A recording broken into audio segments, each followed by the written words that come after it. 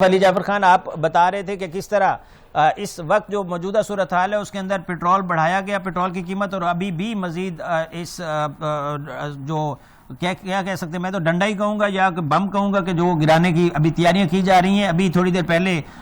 Brigadier Ghazanfar علی نے کہا کہ بالکل اس کی ضرورت نہیں تھی ابھی، لیکن یہ والا اقدام جو ہے یہ بہت پہلے لے لیا گیا، شاید ان کا ریونیو پورا نہیں ہوا، اس کو پورا کرنے کے لیے یہ والا اقدام لیا گیا۔ آپ کیا سمجھتے ہیں کہ یہ جو اب اقدامات ہو رہے ہیں اس کا کیا اس طرح وہ کیا جانا، عوام کے اوپر نافذ کیا جانا، ایسا نہیں لگ رہا کہ جیسے حالات ابھی خراب ہونے والے ہیں اس کی تیاری ہم کر رہے ہیں؟ بالکل جی، دیکھیں سب سے پہلے تو یہ ہے کہ ہم نے جو وزیر اعظم کی گفتگو سنی، کچھ میجرز ایسے ہیں جن کو ہمیں گیج کرنا چاہیے کہ انہوں نے ایک میسج دیا ہے کہ ہمارے پاس آئندہ جو فیوچر آنے والا وقت ہے اس میں پیٹرول کا فقدان بن سکتا ہے۔ یہی وہ وجوہات ہے کہ ایک دن کی اضافی چھٹی کی بات کی جا رہی ہے، بچوں کے 2 ہفتوں کے اسکول بند کرنے کی بات کی جا رہی ہے، جو سارے اقدامات ہیں ان سے آپ کو جو میسج ملتا ہے وہ یہ ہے کہ آئندہ آنے والے دنوں میں پیٹرول قلت کا معاملہ جو ہے وہ سامنے آ سکتا ہے۔ دوسری جانب جو ہے ایک بات کو ہمیں غور سے دیکھنے کی ضرورت ہے کہ 107 روپیہ جو ہے وہ صرف اور صرف ٹیکسز اور لیوی کی مد میں جو ہے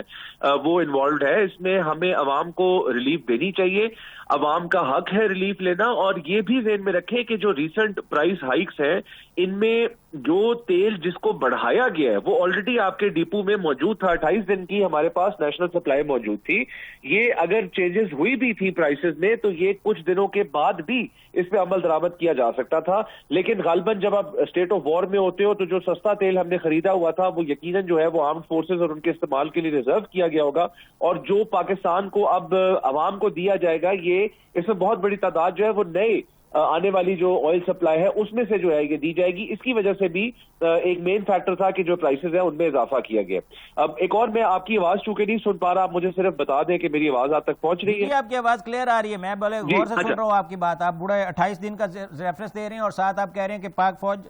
کو بھی ضرورت پڑ سکتی ہے، اس لیے یہ تمام تر چیزیں کی جا رہی ہیں۔ جی بالکل، اور جو کہ حق بھی ہے ان کا، اس کی ایک بڑی کلیئر وجہ ہے کہ we are in state of war and we are fighting a battle not only on Afghan Pakistan border, بلکہ صوبہ بلوچستان میں جو انڈین فنڈڈ را فنڈڈ BLA ہے اس کے خلاف بھی جو ہے گرینڈ آپریشن جو ہے وہ جاری ہے۔ تو اس وقت جو ہے یہ ملک میں ایسے فیصلے جو ہیں یہ ضروری تھے۔ دوسری جانب میں ایک آپ کی صرف توجہ جو ہے وہ اس جانب دلوانا چاہوں گا کہ آپ نے ابھی جنرل صاحب سے بات ہو رہی تھی اور آپ نے ذکر کیا تھا جس طرح مرینا ٹاور ہٹ ہوا اور جس طریقے سے دبئی میں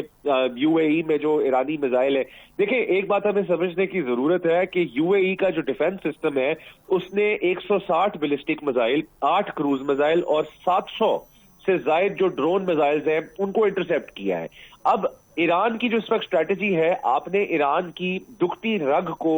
ہٹ کیا ہے۔ اسرائیل نے ایران کے لیے سب سے بڑا جو آج کے وقت کا ان کا نقصان ہو سکتا تھا وہ ایران کو، آپ نے سمجھنا ہے کہ ایران کے ڈائنامکس جو ہے ان کو اپنے صدر سے زیادہ محبت اپنے سپریم لیڈر سے ہوتی ہے۔ آیت اللہ خمینی کے بعد علی خامنہئی جو ہے ان کے لیے ایک نیشنل فگر، رہبر، سپریم لیڈر، ان کی شہادت نے ان کو ایک ایسے ریٹیلیشن کی طرف لے کے گئے۔ اگر ایران یہ ریٹیلیشن نہ دیتا تو خطے میں جو ایران کا میسج جاتا وہ بہت ویک ہوتا۔